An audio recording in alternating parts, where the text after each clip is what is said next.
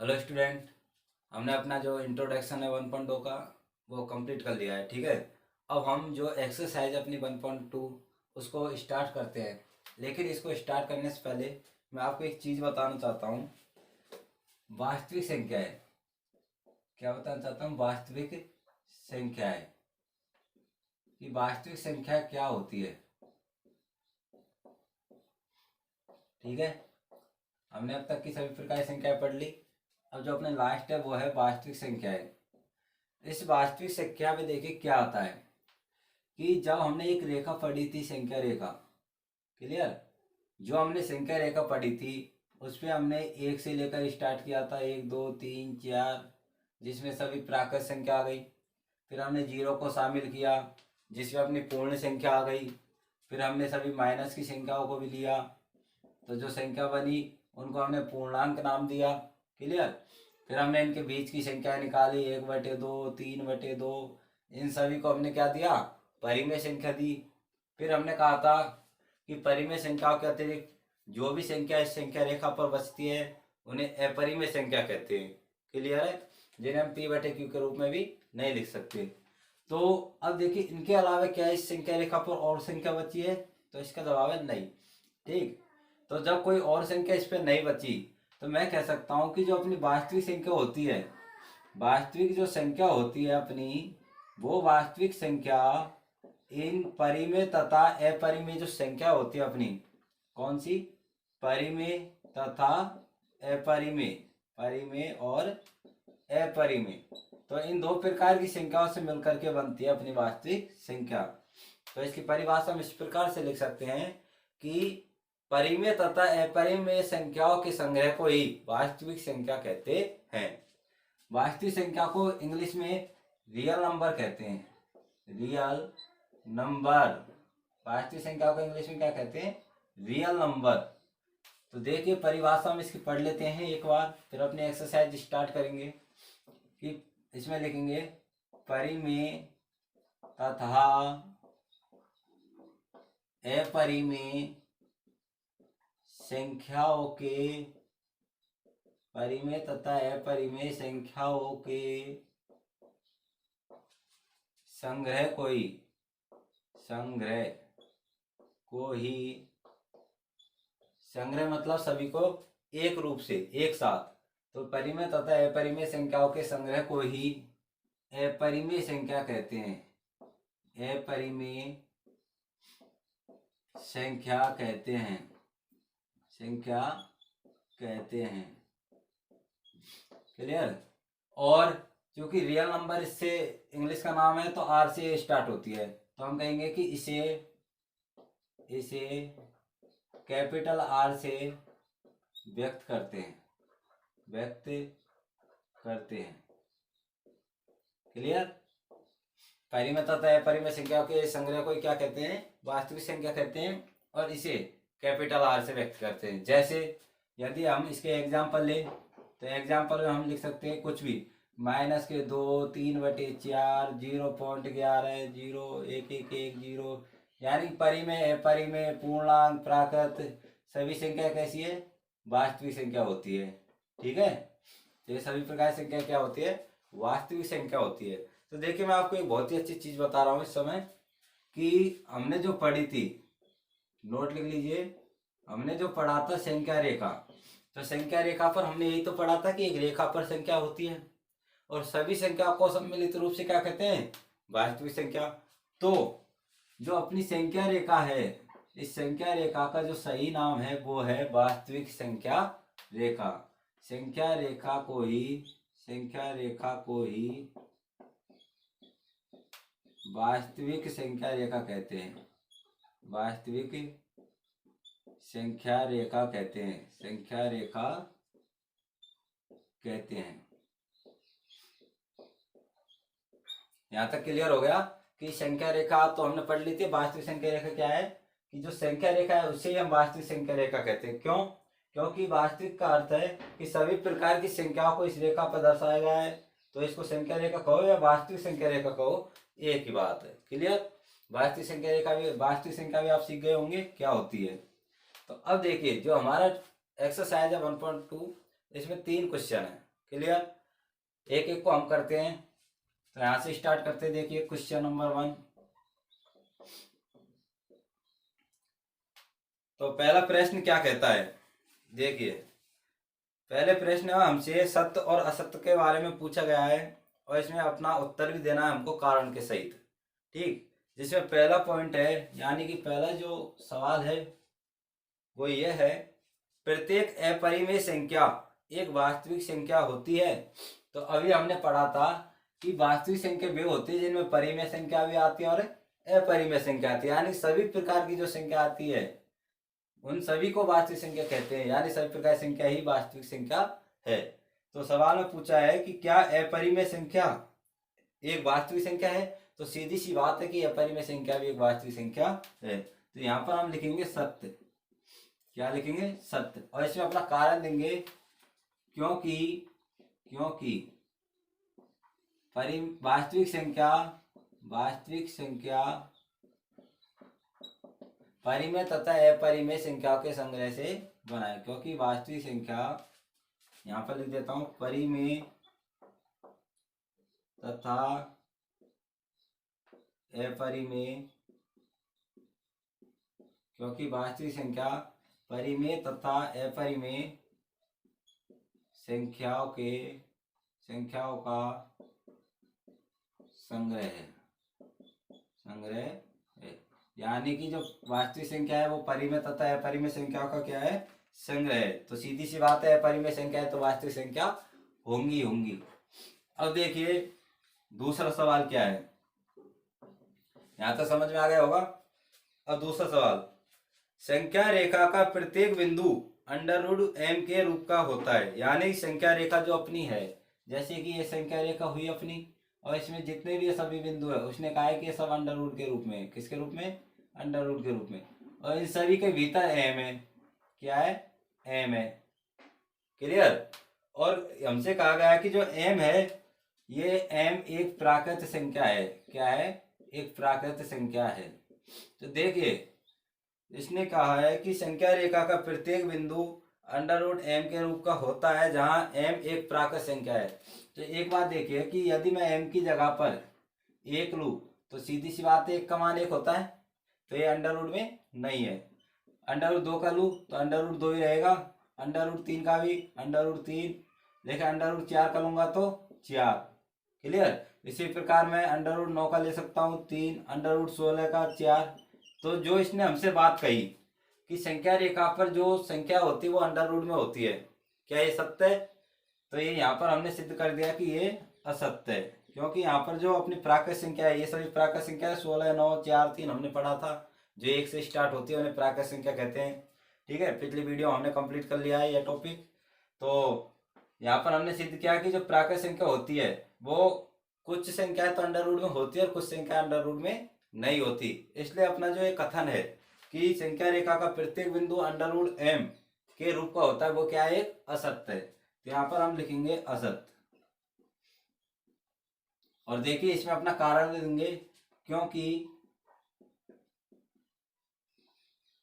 यहाँ पर हम लिखेंगे क्योंकि 1, 4, 9, 16 आदि संख्या ले लेंगे, बहुत सारी संख्या ऐसी।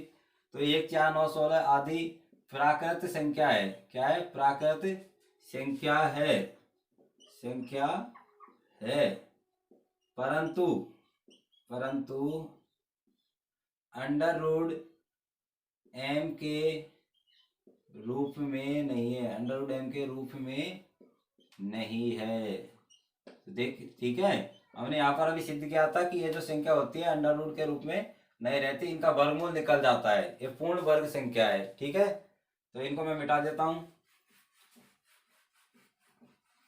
हाँ, तो 2 जो अपने क्वेश्चन है वो हो चुके हैं। तीसरा क्वेश्चन करते हैं। देखिए तीसरा क्वेश्चन क्या कह रहा है कि प्रत्येक वास्तविक संख्या एक अपरिमेय संख्या होती है। तो एक बात बताइए कि बड़ी कौन सी है? मैंने एक संख्या बनाई, ठीक है, एक अपना चौकोर खाना है जिसमें मैंने वास्तविक संख्या रखी। क्या रखी? वास्तविक संख्या। अब मैं कहता हूं कि मुझे परिमेय संख्याओं का और अपरिमेय संख्या, इनके भी दो खाने बनाने हैं, ठीक है। अब ये बताइए क्या ये वास्तविक जो संख्या है यह इस अपरिमेय में आ सकती है? क्यों सवाल ने ऐसा ही पूछा है कि क्या प्रत्येक वास्तविक संख्या ये वाली एक अपरिमेय संख्या है? जब यदि ये पूरी वास्तविक संख्या एक अपरिमेय संख्या होती है तो मैं कह सकता हूं इस बॉक्स को मैं इसमें रख दूं, तो ये गलत है। हम ये कह सकते हैं कि प्रत्येक जो अपरिमेय संख्या है यह एक वास्तविक संख्या है। प्रत्येक अपरिमेय संख्या एक वास्तविक संख्या है, यानी कि वास्तविक संख्या के अंतर्गत अपरिमेय आती है और परिमेय को भी हम इसमें रख सकते हैं। तो जो हमको सवाल पूछा गया है कि वास्तविक संख्या एक अपरिमेय संख्या है, तो ये क्या असत्य है। क्या ये असत्य है? हम लिखेंगे क्योंकि एक अपरिमेय संख्या वास्तविक संख्या हो सकती है, क्योंकि एक एक का मतलब वैसा एक नहीं है, ये सिर्फ बोलने के लिए, क्योंकि एक अपरिमेय संख्या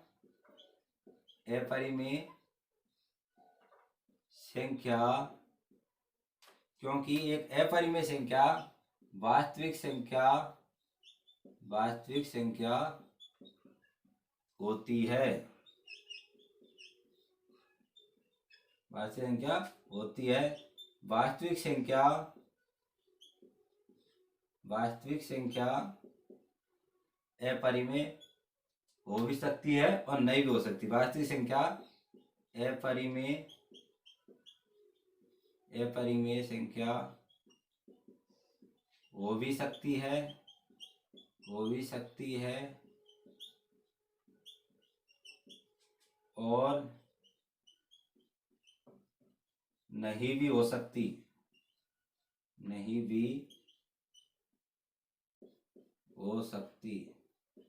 ठीक है। कैसे? देखिए मैं इसका उदाहरण देता हूँ आप लोगों को कि अभी मान लीजिए मैंने कहा कि जो अपना अंडर रूट 3 है ये एक वास्तविक संख्या तो है, अपरिमेय भी है। क्या है? अपरिमेय भी है। और अपरिमेय है लेकिन वास्तविक संख्या है, क्योंकि वास्तविक संख्या में परिमेय अपरिमेय सभी आती है, ठीक है। लेकिन यदि मैं अभी कह देता हूं कि 2, तो क्या 2 अपरिमेय संख्या है? नहीं है, लेकिन वास्तविक जरूर है। वास्तविक तो है लेकिन अपरिमेय नहीं है। इसलिए हम कह सकते हैं कि जो प्रत्येक वास्तविक संख्या है वह एक अपरिमेय संख्या नहीं हो सकती, ठीक है। कुछ संख्या अपरिमेय हो सकती है या कुछ नहीं भी होती। तो अब देखिए अगला क्वेश्चन जो अपना है, क्वेश्चन नंबर 2।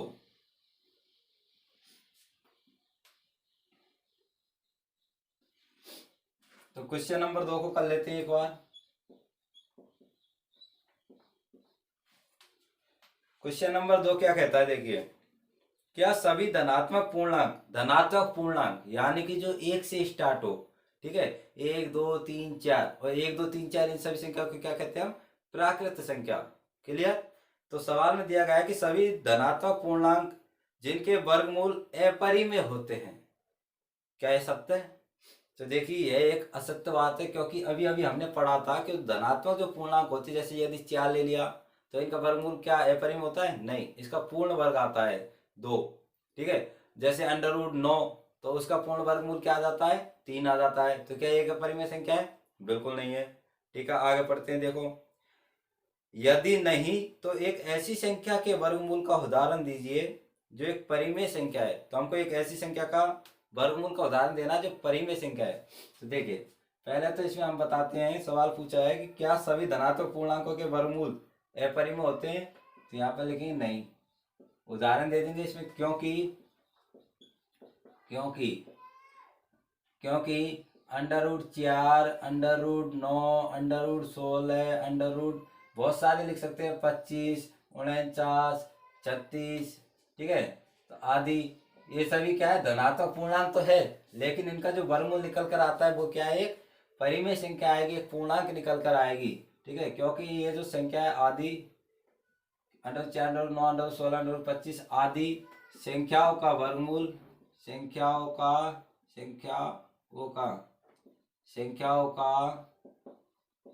वर्गमूल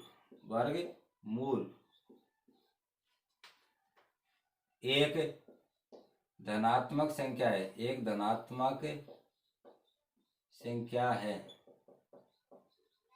अब देखिए कैसे है, तो इस बात को देखेंगे हम कि अंडर रूट जो 4 है, अंडर रूट 4 का मान कितना आता है 2, अंडर रूट 3 9 का मान कितना आता है 3, अंडर रूट 16 का मान कितना आता है 4, अंडर रूट 25 का मान कितना आता है 5। तो ये जो संख्या है ये सभी संख्या कैसी है, एक परिमेय संख्या निकल कर आती है। इनको हम पूर्णांक भी कह सकते हैं, प्राकृत भी कह सकते हैं। क्लियर। तो देखिए ये जो सभी संख्या है ये कैसी है, एक परिमेय संख्या है, परिमेय संख्या। क्लियर है। ये सभी संख्या कैसे निकल कर आई, परिमेय संख्या। एक बार फिर से सवाल पढ़िए कि क्या सभी धनात्मक पूर्णांक के वर्गमूल अपरिमेय होते हैं।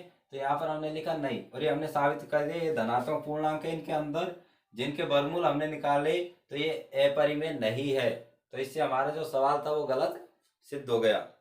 फिर यदि नहीं तो एक ऐसी संख्या के वर्गमूल का उदाहरण दीजिए जो एक अपरिमेय संख्या है। तो हमने यहाँ पर लगभग 4 उदाहरण दे दिए जो अपरिमेय संख्याओं की क्या है, वर्ग मतलब परिमेय संख्याओं की क्या है, वर्गमूल है। तो क्वेश्चन नंबर 2 तक हमने कंप्लीट कर लिया है। तो आप ऐसे कीजिए, एक बार इस वीडियो को रोककर यहाँ तक नोट कर लीजिए। देखिए अब स्टार्ट करते हैं क्वेश्चन नंबर 3 कि दिखाइए कि संख्या रेखा पर अंडर रूट 5 को किस प्रकार निरूपित किया जा सकता है। ठीक है। तो अंडर रूट 5 को हमको संख्या रेखा पर निरूपित करना है। इंट्रोडक्शन के पार्ट में हमने अंडर रूट 2 को और अंडर रूट 3 को निरूपित करना सीखा था। अब यहाँ पर हम अंडर रूट 5 को सीख रहे हैं। तो देखिए मैं यहाँ पर आपको दूसरी विधि बताता हूँ कि जब बड़े सवाल हो, जैसे 2 और 3 तक तो दिख गए, लेकिन यदि उस विधि से हम अंडर रूट 5 अंडर रूट 7 को करेंगे तो काफ़ी लंबी विधि हो जाएगी, इसलिए हम दूसरी विधि से इस सवाल को करते हैं। तो देखिए सबसे पहले हमको करना क्या है, मैंने आपको बताया था पाइथागोरस प्रमेय वाला सूत्र। हमको यहाँ पर भी एक त्रिभुज बनाना है और पाइथागोरस प्रमेय लगानी है। सबसे पहले मैं यहाँ पर पाइथागोरस प्रमेय लिखता हूँ कि कर्ण बराबर लंब का स्क्वायर प्लस आधार का स्क्वायर इस पूरे का अंडर रूट। ठीक है। ये सूत्र कहाँ से आया, क्योंकि पाइथागोरस प्रमेय का जो सूत्र होता है यही होता है, कर्ण का स्क्वायर बराबर लंब का स्क्वायर प्लस आधार का स्क्वायर। ठीक है। तो यही होता है। तो यहाँ पर हमने कर्ण का जो स्क्वायर है इसको इधर ले गए तो क्या हो गया, अंडर रूट। यह वही सूत्र है। क्लियर। अब देखिए तो हमको करना क्या है कि कर्ण हम इसको मानेंगे अंडर रूट जो 5 है। क्लियर। अब हमको यहाँ पर अंडर रूट 5 को 2 भागों में तोड़ना है, लंब और आधार के रूप में। तो मैंने बताया था कि यहाँ पर हम किस प्रकार से तोड़ेंगे कि लंब हमेशा हमको एक इकाई का लेना है। किसका लेना है, एक इकाई का लेना है। तो ये तो हमने 1 का स्क्वायर लिख दिया डायरेक्ट। क्लियर। प्लस अब आना हमारे पास चाहिए 5, क्योंकि अंडर रूट तो ऊपर लग ही रहा है, तो इसके भीतर हमको 5 चाहिए। तो इसका तो होगा 1। अब भीतर हमको ऐसी संख्या लिखना है जिसका मान आ जाए 2, और जो भी संख्या लेंगे उसका स्क्वायर जरूर लगेगा। तो ऐसी संख्या लो जिसका स्क्वायर करने पर 4 आ जाए। तो 2 का स्क्वायर, जो 2 का स्क्वायर होता है 4 और 1 का स्क्वायर 1, 4 और 1 5, अंडर रूट की 5 बराबर अंडर रूट 5। ठीक है। अब यहाँ पर हम संख्या रेखा स्टार्ट करेंगे, अपने जो मतलब संख्या रेखा उस पर अंडर रूट 5 को दर्शाएंगे। क्या करेंगे, सबसे पहले हमने एक संख्या रेखा खींची। क्लियर। संख्या रेखा पर हमने जब स्टार्ट करेंगे तो 0 1 2, मैं दूर दूर ले लेता हूँ ताकि साफ दिखाई देगा, 0 1 2। ठीक है। और ले लेता हूँ एक बार और 3। कहना क्या है कि लंब हमको 1 रखना है, तो आधार कितना हो गया 2। तो यहाँ पर जो है इस बिंदु पर हमने ये दर्शा दिया, क्योंकि यहाँ से यहाँ तक की दूरी हमने ले ली, जो अपना आधार है वो 2। क्लियर। उसके बाद हमको कहना क्या है, लंब बनाना है। लंब हमेशा 90 डिग्री पर होता है, और वो भी हमें 1 इकाई का बनाना है। कितनी का, केवल 1 इकाई। आधार हो गई 2 की और लंब हो गया 1 का। ठीक है। फिर हम इसको मिला देंगे इससे। क्लियर। इसका नाम मैं दे देता हूं O, यहाँ पर मैं नाम दे दिया P। अब देखिए कर्ण, ये अपना जब आधार हो गया, ये लंब हो गया, तो ये क्या अपना कर्ण, और कर्ण बराबर कितना है अपना 5, अंडर रूट के 5। फिर हमको क्या है कि इसे संख्या रेखा पर दर्शाना है। किस पर, संख्या रेखा पर। तो हम क्या करेंगे, प्रकार से इस और P को लेंगे, OP का चाप भरेंगे, इस OP को लेंगे हम त्रिज्या, और त्रिज्या लेकर इस प्रकार इसको जब हम घुमाएंगे तो इस संख्या रेखा पर 2 और 3 के मध्य में आ जाएगा। क्योंकि अंडर रूट जो 5 का मान होता है, अंडर रूट 5 का जो मान होता है वो लगभग इतना होता है 2.235 के आसपास होता है, कुछ ऐसा होता है। ठीक है, लगभग 2.235 कुछ ऐसे होता है। ठीक, तो अंडर रूट 5 को, तो ये लगभग 2 और 3 के मध्य में आएगा। तो हम क्या करेंगे, जो प्रकाल है उससे ओपी को त्रिज्या मानेंगे, चाप भरेंगे, ओ पर रखेंगे प्रकाल की नोक और उसको इस प्रकार से घुमाएंगे। ठीक, तो जो बिंदु यहाँ पर निकल कर आया है, क्लियर, इसको कुछ भी नाम दे दिए, एम दे दीजिए। तो ये जो बिंदु है ये अपना क्या है, अंडर रूट 5, जो कि हमने दर्शा दी संख्या रेखा पर।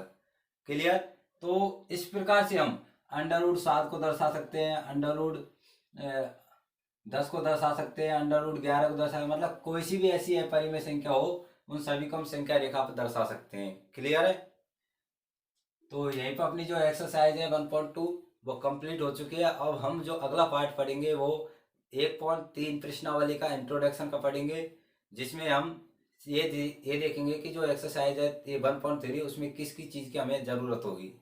ठीक है, तो आप यहाँ पे वीडियो को रोकिए और नोट कीजिए।